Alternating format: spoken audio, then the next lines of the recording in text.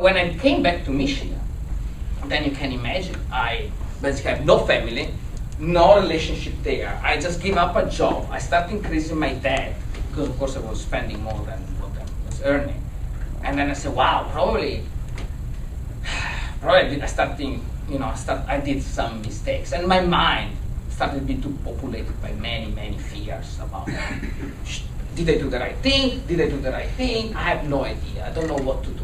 And then came to my mind something that my dad told me like a few years before that I never understood till that point. I remember we were driving, and then my dad told me, you know, Luca, there are people that are always scared about everything, even about their own shadow.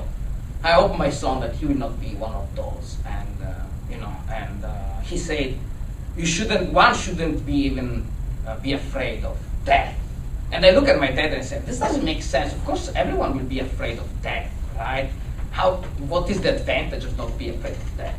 And my dad looked at me and said, well, if you're not afraid of anything, then you're able to achieve the ultimate freedom. And I thought it was sort of cryptic at that time, so I said, okay. And then when everything came back to my mind, when I was back in Michigan, I started thinking, wow, that started to make sense for me. Because at the end of the day, I was starting thinking, it's very natural to have a lot of fears in your life about everything that could happen. But if you really want to do something, to be bold, to dare about something, well, you cannot have a lot of fears in your life. That doesn't mean that tomorrow I will just jump myself out of a plane without having, right? But it means that at the end of the day,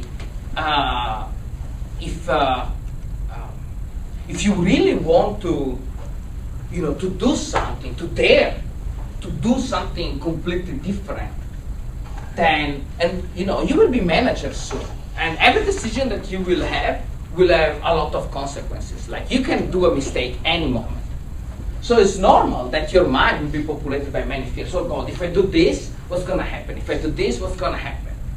But what I learned at least is that you have only two options.